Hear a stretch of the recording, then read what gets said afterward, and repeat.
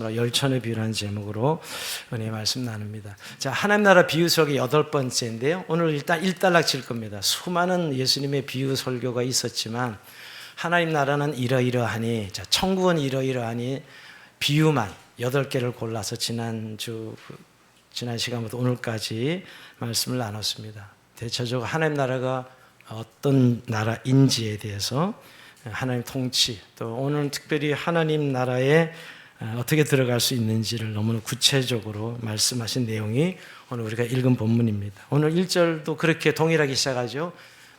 그때 천국은 마치 등을 들고 신랑을 맞으러 나간 열처녀와 같다 하리니 천국은 이러이러하니 같으니 라고 말씀한 내용입니다. 저도 이 본문 딱 대하면서 저도 결혼식에 큰 낭패 본 적이 있습니다. 제가 결혼식에 주례는 아니지만 기도 순서를 맡아서 선교사 후보생 결혼 예식을 축하하러 가는데 전라남도 강주였어요. 5일이어서 그래도 뭐 한 5시간 잡으면 가겠지 잡고 갔는데 완전히 길이 막혀서 결국은 도착하니까 예식이 다 끝나고 식사도 다 끝나고 도착했어요. 얼마나 미안하고 민망한지. 물론 중간에 가기 전에 도저히 막혀서 내가 기도 순서를 맡을 수 없습니다. 다른 분이 기도 순서를 맡아주세요. 물론 익숙해져 있지만 지금도 신랑 신부를 만나는 마음이 얼마나 무거웠는지 다 끝나고 참 그러면서 한번 놓치면 돌이킬 수 없는 시간이라는 사실을 뼈저리게 그때 한번 느껴본 적이 있습니다. 자, 오늘 이 열천의 비유는 마태복음 24장의 종말론 강론 뒤에 나옵니다. 예수님께서 마지막 때에 이러이러한 징조가 있을 것이다 라는 내용 뒤에 나오죠. 그래서 24장 42절에 보면 그러므로 깨어있으라 오늘 너희가 주가 임하는지 너희가 알지 못함임이라. 자, 이 말씀하시고 오늘 이 열천의 비유를 말씀하신 것이거든요. 어떻게 보면 하나님 나라는 예상치 못하는 시간에 임한다 하는 말씀이고요. 그러니 하나님 나라 백성은 준비된 삶을 살아야 된다 하는 것. 그리고 준비되지 않은 사람은 문이 닫힌 데는 아무리 후회해도 소용이 없다는 사실을 말씀하고 있습니다. 오늘 이 열천의 비유는 바로 그런 상황을 그리고 있습니다. 유대인 결혼 풍습에는 신랑이 신부의 집으로 오는 시간이 정해져 있지 않았습니다. 때로는 한밤중에 오기도 했습니다. 그래서 신부의 들러리들은 언제 신랑이 올지 맞이하기에 늘 등불과 기름을 준비하고 있었어야만 했습니다. 근데 오늘 본문엔 5처녀는 슬기롭게 준비했고 5처녀는 미련하게 준비하지 못했다. 그래서 결국 혼인잔치에 들어가지 못합니다. 오늘 주님의 이 비유를 통해서 하나님의 나라는 마치 혼인잔치와 같다. 신랑이 더디 올지라도 반드시 오며 준비한 자만이 들어간다. 그러므로 깨어있으라 하는 내용이 오늘 우리가 읽은 본문입니다. 이 말씀 속에서 하나님 나라의 성격과 어떻게 우리가 신랑 되신 예수님을 기다려야 되는지 실천적인 면을 다 같이 살펴볼 수 있습니다. 어떤 그런 하나님에 들어갈 수 있는 성격, 그 다음에 우리가 어떻게 그 하나님 오실 하나님 나라를 대망하고 기다려야 되는지를 말씀하고 있습니다. 자, 오늘 우리가 좀 유대인의 결혼 풍습을 좀 알아야 됩니다. 이거 본문 잘못 이해하고 있는 분들도 꽤 있더라고요. 유대인들은 먼저 약혼합니다. 정혼하죠. 요셉도 마리아도 그랬죠. 정혼하면 법적으로는 부부예요. 그러나 실제 동거하지 않습니다. 보통 1년에서 2년 사이 결혼 준비를 합니다. 특별히 이 신부 집에서 잔치 준비를 하죠. 약혼에 한 이 결혼 준비 기간, 신랑은 집을 마련하거나 신부를 맞이할 준비를 하는 것이죠. 그리고 이제 그 준비가 끝나면 이제 신랑의 행렬과 혼인 잔치가 있어집니다. 즉 정해진 날이 되면 신랑이 친구들과 함께 신부 집으로 와서 신부를 맞이하는 것이에요. 자, 이때 이제 신부를 데려가면서 들러리들이 함께 따라가는 것이에요. 오늘 이 열처녀는 들러리 10명을 말하는 거예요. 신부를 말하는 게 아니라, 그러니까 신부와 함께 갈 들러리, 즉 신랑의 혼인잔치집에 오늘 들러리 10명을 말하는 거예요. 열은 항상 숫자의 그 유대인의 간섭상 그럼 보통 통칭적인 숫자를 말할 때 그러죠. 10명. 그래서 열처녀가 나온 것입니다. 그래서 특별히 소녀들이 등불을 두고 신랑을 맞이하는 들러리 역할을 하면서 이제 신랑 집에 가면 무려 일주일 동안 잔치가 벌어져요. 유대인들은 지금도 이 결혼은 길게 잔치를 한다 그래요. 옛날에는 일주일 보통 걸쳐서 혼인 잔치가 벌어집니다.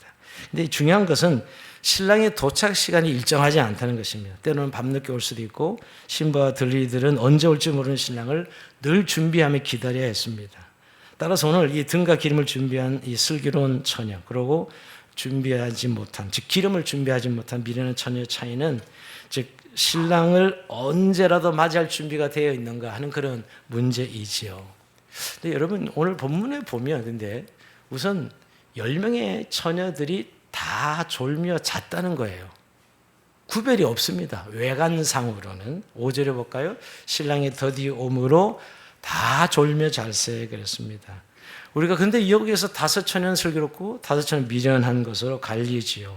그러니까 사실은 처음에 외관상으로는 전혀 구분할 수 없습니다. 그들은 모두 결혼식에 초청받았고 다 들러리로 다 참여했던 사람들입니다. 다 똑같이 신랑 행렬을 기다리고 있었고 신랑이 더디옴으로 다 졸며 자는 것까지도 다 동일했어요.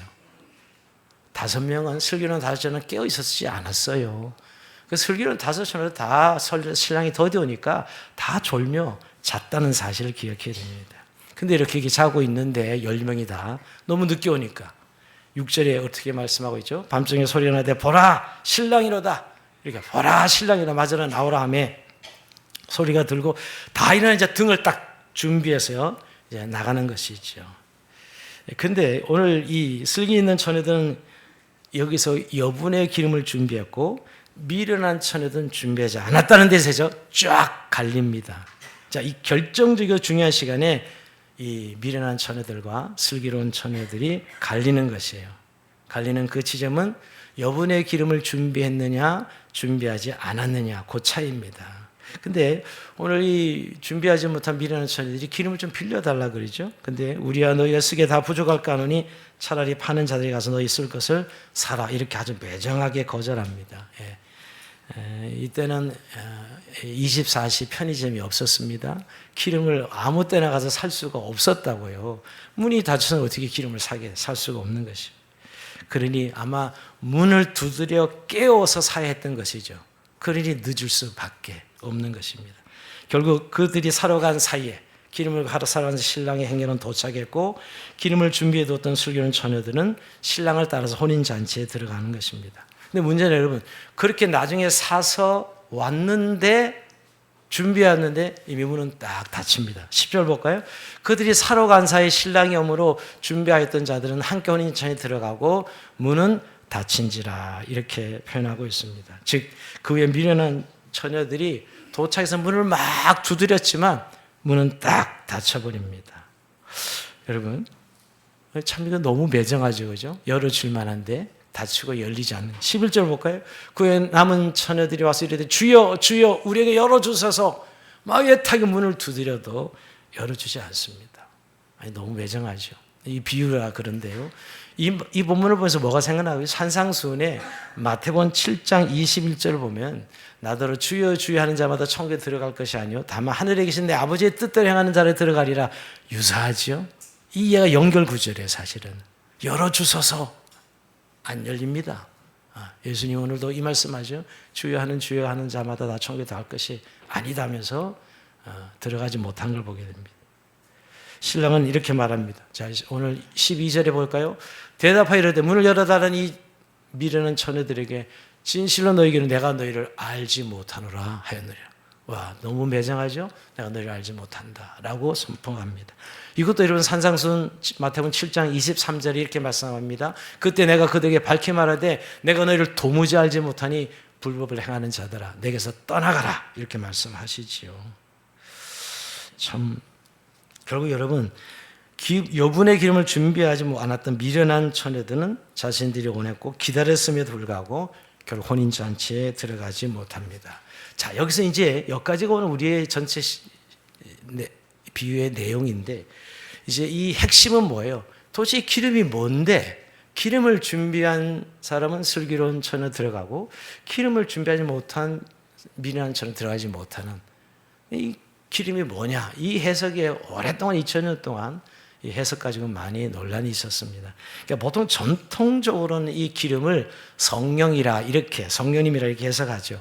우리가 기름 같은 성령 뭐 여러 군데 나옵니다 성경에. 그러니까 성령으로 해석하는 것이 전통적인 해석인데 그러니까 우리의 믿음을 불태우는 연료가 되시고 마지막 날까지 신앙을 지탱해 주는 그런 의미로 해석합니다. 그러니까 설교는 자녀들은 성령을 충만해 끝까지 믿음을 지킨 사람들이라 미련한 자녀들은 성령에 충만하지 않았다 이렇게 해석하는 것이죠. 그런데 이 해석이 은혜롭긴 하지만 좀 해석상의 문제가 있습니다. 왜냐하면 이게 미련한 처녀들도 기름이 전혀 없었던 건 아니에요. 여분이 없었던 것이지 계속 탈 수 없었던 것이 그런 의미로 최소한의 기름을 가지고 있었고요. 등불이 있었습니다. 근데 신랑이 늦게 오자 기름이 다하여 그들의 등불이 꺼져가게 되었고 설교인 처녀들은 기름을 좀 나눠달라 한 것이죠. 그러면서 성령님이 뭐 달아서 없어진다 이렇게 해석이 되잖아요. 또 성령님이 계셨다 안 계셨다 조금은 성령님으로 해석하는 데는 좀 문제가 있는 것이에요. 그래서 은혜로운 해석이지만 지금은 이렇게 해석하지 않습니다. 그러면 어떻게 해석하느냐? 이 기름을 우리가 이 등불이라는 거 옛날도 시골에서 남포 떼어보셨죠? 남포불 기름에서 불 떼는 거요. 호롱불도 저는 떼어본 세대예요. 호롱불 세대는 별로 없는 것 같거든요. 호롱불도 저는 남포불도. 근데 그 기름 넣어서 불 떼어죠. 이 등불이 있으면 남포가 있으면 거기에 기름을 넣어서 떼어야 불이 비치잖아요. 불이 붙어서. 근데 문제는 이 등은 있는데, 즉 신앙의 형식은 있는데, 즉 보이는 형태의 신앙이 있는데 내용이 없는 거예요. 그러니까 이 기름은 등불은 신앙의 형식이라 말할 수 있고, 이 기름은 신앙의 내용이라고 말할 수 있는 것입니다. 즉 내적인 보이지 않는 신앙의 내용, 즉 복음의 내용이라고 말할 수 있죠. 믿음과 경건이라고 말할 수 있습니다. 더 구체적으로 주님과 나의 인격적 관계가 기름이라고 말할 수 있는 것이죠. 그런 겁니다, 여러분. 우리의 신앙생활 이렇게 하는 겉모습은 누구나 다 보이잖아요. 근데 실제 내용이 없을 수 있잖아요. 그냥 그 행위만 했지 신앙의 내용이 없는 것을 말합니다.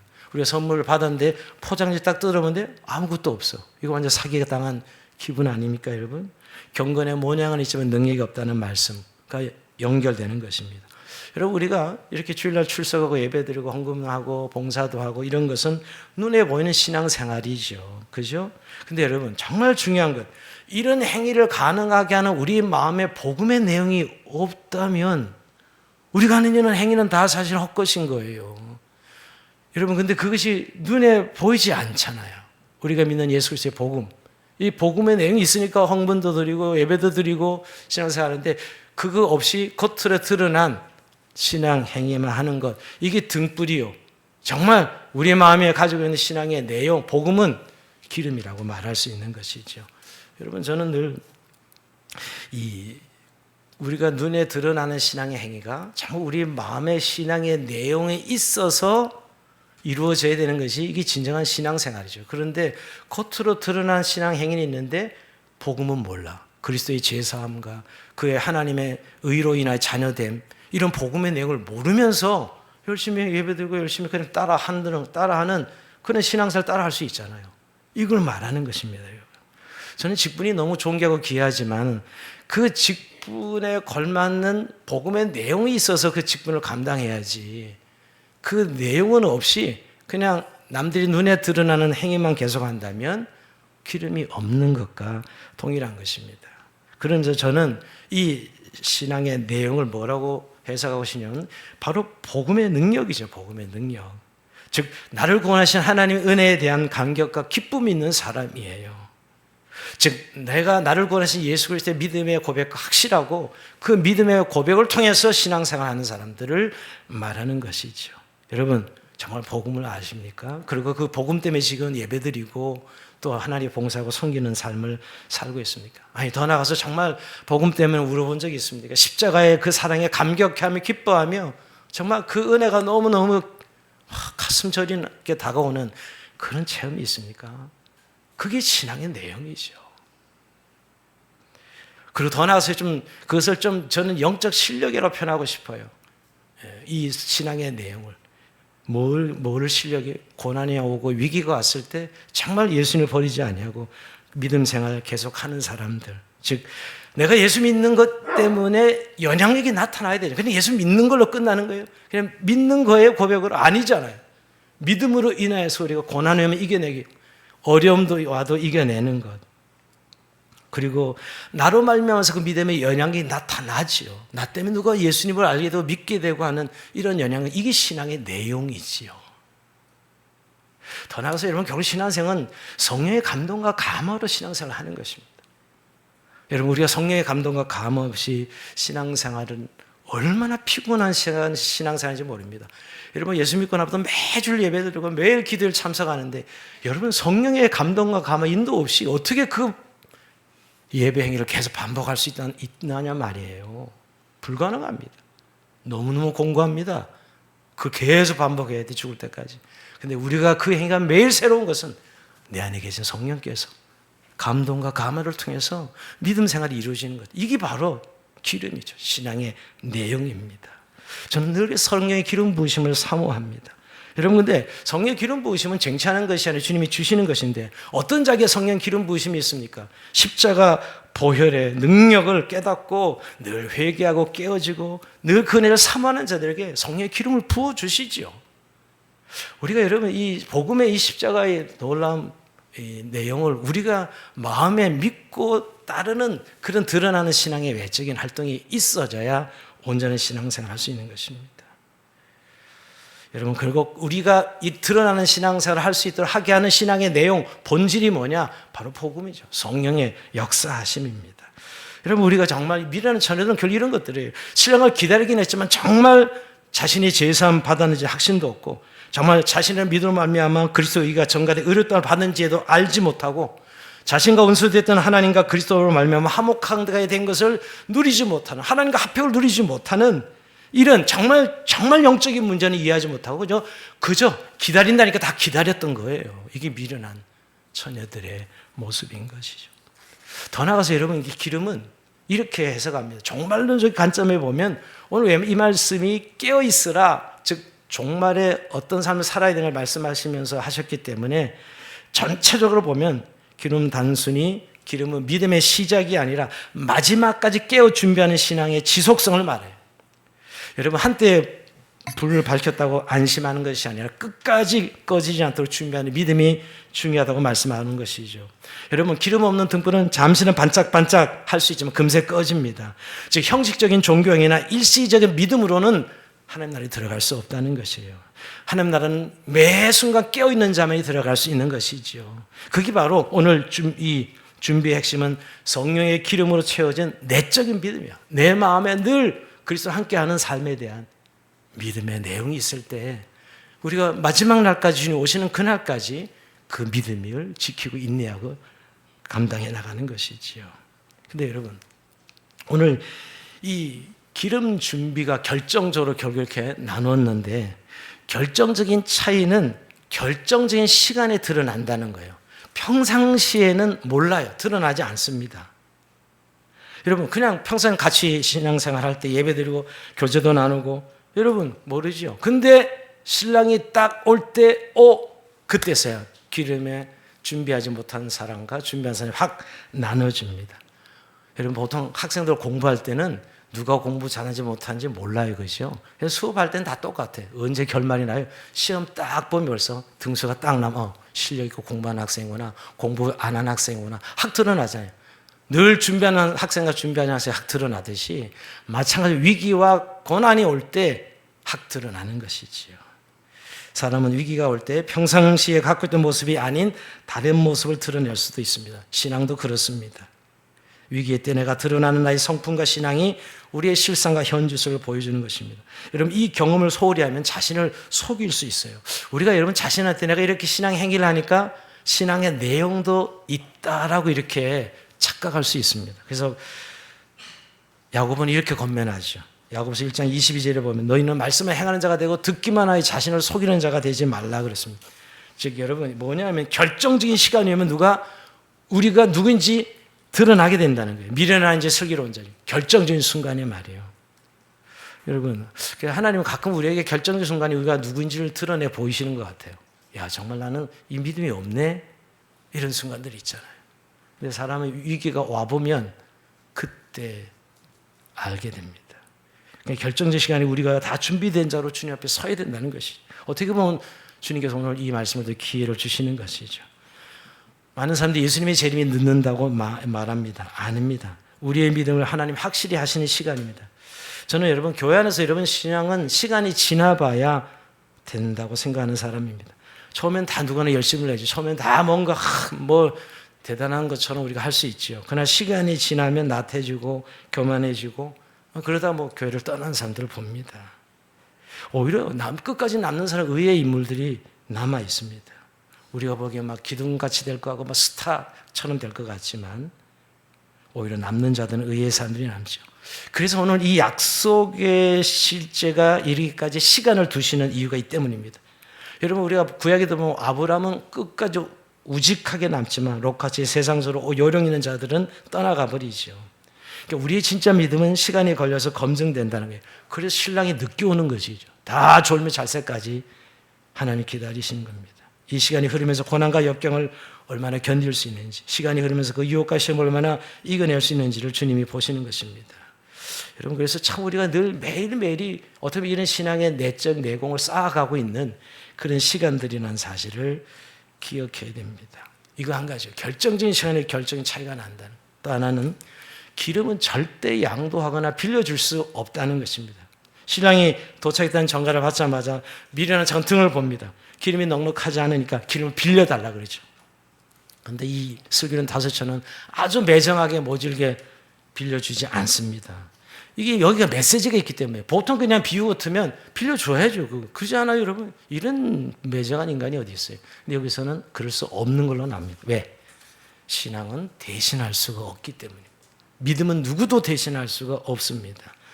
예전에 전도하다 보면 우리 아내가 너무 교회 열심히 해요. 근데 본인은 예수 안 믿는데 제가 전도하니까 그걸 대신 우리 아이들이 너무 교회 열심히 나갑니다. 아주 열정적이고. 네, 그래서 제가 그러면 아내가 천국 갈 때 따라가시려고 그러세요? 그랬더니 따라갈 수 있다는 거죠. 예, 따라갈 수가 없다고 제가 예수 믿으셔야 된다고 제가 전도한 기억이 납니다. 근데 여러분 자기 아내와 아이들의 신앙을 자기가 동일시하는 그런 우를 범하고 있는 것이죠. 신앙은 오직 하나님과 자신과의 관계에서 일어나는 일이죠. 무드신학교 조지 스위팅 박사는 이런 이야기를 했어요. 하나님께는 자녀만 있지 손자는 없다 그랬어요.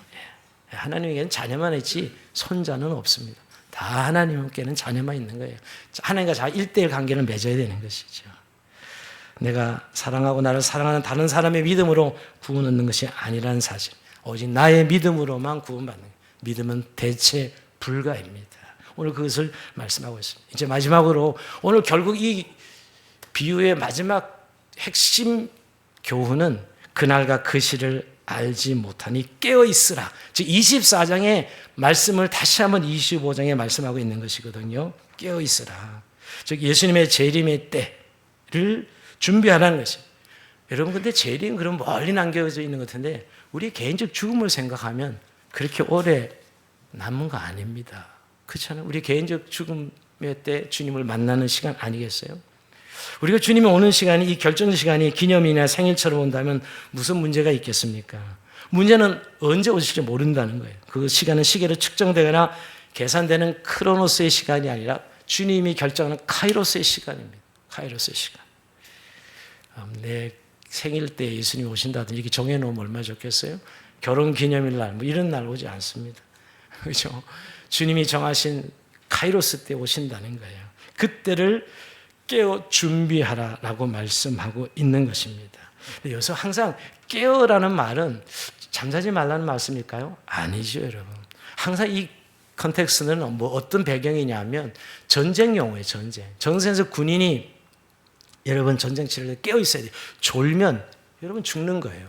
여러분 뭐 수업 시간에 졸면 뭐 꿀밤 한 대 맞고 옛날에 뭐 운동선수가 하다가 졸면 뭐 그냥 실수 한번 하고 끝나지만 전쟁의 병사가 졸면 죽는 거예요. 그런 의미로 영적 의미를 쓰고 있는 거죠. 자기만 죽여 다른 사람도 죽이죠. 이 당시에 군인 전쟁에 늘 있었던 시대였기 때문에 이 용어를 쓴 것입니다. 그래서 오늘 그런 의미로 깨어 있으라, 준비하라 라고 말씀하고 있는 것이죠. 저는 오늘 이 말씀 묵상하면서 오늘 우리가 살아가는 세상은 너무 살기 좋은 세상이 되었고요. 뭐 우리 취미 생활 참 많이 합니다. 크리스천들도 취미 생활 다 하죠. 뭐 낚시도 하고 골프도 하고 뭐 당구도 하고 등산도 하고. 근데 여러분 이런 모든 취미 생활을 하는 건 우리도 다 해야 될 일이라고 생각합니다. 근데 여러분 조심할 것은 이거 취미 생활이 이거 아니면 안 돼 정도가 되면 이제 그건 심각해진 거예요. 이거 안 하면 안 돼 정도예요. 제가 왜 말씀 예전에 어느 다른 교회 장로님이 저한테 질문을 던지시더라고요. 목사님 주일날에 산에 가서 혼자 예배 드리면 안 되는 겁니까? 이렇게 얘기하는 거예요. 분위기를 딱 보니까 이분이 등산에 미친 거예요, 완전히. 그래서 장로님, 이게 지금 정상이 아닙니다. 아무리 등산이 좋기로서니 등산 강이 됐는데 주일날에도 산에 가서 혼자 예배 드리고 싶다. 이건 아니죠. 이건 자기 관리가 안 되고 통제가 안 되고 중독이 된 겁니다. 제가 뭘 말씀드려요? 우리가 늘 하나님께 간신과 헌신을 하나님께 집중해 살아가는데 그걸 방해할 정도가 되면 안 되는 것이죠. 그럼 절제가 필요해요. 여러분 세상을 너무 열심히 살다 보면 영적으로 잠들어요. 열심히 사는데 영적으로 잠드는 분들을 봅니다. 우리가 요즘 유행 따라 하는 여러 가지 많은 일들이 있죠. 그런데 여러분 오늘 우리가 살아가는 영적 전쟁터 같으므로 너는 군사로서 긴장감을 늦추지 말라는 것입니다. 여러분 병사는 자기 관리를 해야 전쟁에 나가서 싸움을 할 수 있는 것입니다. 여러분 운동선수 여러분 시즌에 운동을 하지만 비시즌에도 자기 관리가 안 되면 시즌에 경기 뛰지 못합니다. 은퇴해야 돼요 사실은. 여러분 우리도 그리스도인으로서 그렇게 영적 긴장감을 가지고 살아가라고 말씀하시기 오늘 깨어있으라라는 말씀이죠. 저는 깨어있음의 끝판왕은 뭐냐? 24시간 주님과 동행하는 삶이에요. 그것처럼 능력 있는 삶이 어디 있습니까? 우리 요새 에스겔서 보면서 늘 하나님을 잊어버리고 그러죠. 그 우상숭배의 가장 큰 원인은 하나님을 잊어버렸다. 아니요, 내가 왜 하나님을 잊어버려요? 늘 하나님을 고백하고 살아가고 있는데. 아니요, 여러분 기억하지 못하는 모든 시간들은 사실 하나님을 잊어버리고 있는 거거든요. 24시간 정말 꿈속에서도 주님의 이름을 부르고 아침에 일어나도 굿모닝 지저스 여러분 이렇게 하나님께 인사하고 또 나가면서도 주님과 함께 나가면 이런 하나님과 동행하는 삶이 되어야 깨어있는 삶을 살아갈 수 있는 것이죠. 여러분 세상에 살아가면서 너무 세상에 있는 뭐 사람들과 만나서 뭐 가십 이야기하고 여러 가지 많은 일들이 있습니다. 그런데 요새 뭐 먹방, 뭐 쿡방, 뭐 이 쿡방도 있고 여러 뭐 이런 모든 일들이 그게 필연하고 또 우리도 그 속에 살아가니까 그런 과정을 거치지만 거기에 빠지면 중독되면 이거는 잠자는 거가 됩니다. 잠자는. 늘 홈쇼핑 그냥 그걸 보다 시간 보내고 또 스마트폰 안 보면 하루가 지나가지 않는 이런 이게 깨어 있는 게 아니라 자는 것이죠. 여러분 우리가 스마트폰 너무 유용하지만 정말 말씀과 기도 보는 순간은 좀 우리가 스마트폰을 내놓고 외로워지는 시간을 가져야지요. 가져야 돼요. 무엇보다도 오늘 깨어있기 위해서 우리가 해야 될 일은 기도하는 일입니다. 영적으로 깨어있는 일이 뭐냐? 저는 기도하는 일입니다. 기도를 쉬지 않고. 여러분 예수님 게세마네 동산에서 제자들 기도를 부탁합니다. 꼭 기도하라. 시험에 들지 않도록 기도하라. 근데 그들 결국 기도 못하죠. 그럴 때 예수님 십자가에 달려 돌아갈 때 다 뿔뿔이 도망갑니다. 바로 그걸 보이는 거예요. 그게 제자들의 영적 실력인데 제자들 믿음이 없었습니까? 예수님에 대한? 아니죠. 신앙이 좋은 사람들이었죠. 그런데도 결국 기도가 없으니까 결국 그들의 실력이 다 뽀록이 납니다. 여러분 기도는 해도 되고 안 해도 되고 근데 이런 생각하고 있는 분들이 있죠. 왜? 당장 드러나지 않으니까. 아니요. 엄청 드러납니다. 영성이 무너지는 소리는 정말 개인 기도를 하지 않는 근데 기도를 하는 것을 보면 두 부류가 있는데 기도를 아예 못하는 분들이 있어요. 기도 시간에 아무 생각 없이 있는 멍하게 있는 시간이에요. 하나님과 접속되는 시간이 기도예요. 그걸 통성으로 하냐 묵상으로 하냐 그걸 말하는 게 아니라 하나님과 나랑 접속될 기도지 여러분. 그런 기도들 5분도 못하는 분들 많습니다. 참 우리가 그러면서 깨어있다는 건 바로 우리의 영성의 본질은 하나님과 접속되어 있는 기도하는 시간이라는 거예요. 여러분 기도가 안 되는 기도가 필요하다고 느낄 때 언제 느끼게 되냐면 막 짜증이 나 분노가 나고 여러분 이게 기도하지 못한 성도의 특징입니다. 누가 섭섭하게 한 말이 막 생각나서 내 마음을 흔들어 버리고 10년 전에 누구한테 한 말 또 꼭 누가 내게 한 말 속상한 것들만 다 생각나서 벌써 이런 마음의 이 형태가 이루어지면 이건 사실 기도하라는 사인이에요. 기도하라는 사인. 이게 영적 깨어있는 것입니다. 오늘 말씀하시면서 여러분 결정적인 때를 우리가 몰라요. 도적같이 만다. 그래서 지금 준비하고 있어야 되는 것이에요. 여러분 죽음은 딱 한 번입니다. 벌써 여러분 8월이 지나가고 엊그제 한 해가 시작된 거는데 얼마나 빨리 지나가는지요. 죽음이라는 결정적인 시간이 언젠가 찾아올 것입니다. 우리는 그거에 대해서 모르니까 안심을 하는 게 아니라 오늘 주님은 모르기에 깨어 있으라라고 말씀하고 있는 것이죠. 즉 오늘 이 시간에 주님이 오신다 해도 준비되어 있느냐라고 물어보시는 것이죠. 여러분 성경에 수고하고 무거운 짐진 자들아 다 내게로 오라 내가 너희를 쉬게 하려 하는데 이 쉼은 영원한 안식을 말하는 겁니다. 단순한 쉼이 아니라 죄짐을 진 인생, 열심히 수고해도 죽음을 피할 수 없는 인생, 아무리 하려게 이 땅에 살아도 주님의 심판대 앞에서 정죄받아서 영원한 지옥을 면할 수 없는 인생들에게 내게로 오라 하신 것이거든요. 여러분 지난주 혼인잔치 예배도 내게로 오라라고 말씀하신 거예요. 구원의 초청이죠. 오직 그리스도의 십자가 죽으신 안에서 내 모든 죄가 사해지고 내 존재가 하나님 앞에서 의롭다고 있게 되며 하나님과의 화목하게 된 자로서 내가 살아가고 있는 그 믿음의 내용을 정말 인지하고 있다면 준비된 기름을 가지고 있는 것이죠. 그게 준비된 기름이에요. 여러분 애쓰고 노력하고 뭘 많이 한 것을 준비된 기름을 말하고 있는 게 아니에요. 정말 내가 그리스도로 말미암아 구원받은 하나님의 백성인 것을 알고 정말 주님이 나의 구주시오 부활하신 예수님이 나의 구세주인 걸 믿고 있느냐. 그 지금은 항상 구원의 현장이에요. 지금 구원의 때요. 은혜 받을 때죠, 여러분. 그게 준비되어 있냐는 거예요. 제가 왜 얘기하면 이런 양 10년 후 20년 내가 또 죽을 때 그때야 준비해서 천국 가는 거지. 이렇게 생각하기가 너무 쉬운 것이. 여러분 오늘 밤일 수도 있고 지금일 수도 있고 내일일 수도 있지요. 그러면 여러분 오늘 이 예배당을 나가기 전에 우리가 정말 우리가 하나님 자녀된 권세 이게 준비된 기름이거든요, 여러분. 정말 결정적인 시간이 와도 내가 하나님을 맞이할 수 있는 이 믿음 말이에요. 이걸 오늘 준비된 기름이라고 성경은 말하고 있는 것이죠. 여러분 이런 은혜를 오늘도 확신하고 확증하고 누리는 저 여러분 삶이 되길 주의 이름으로 축원드립니다.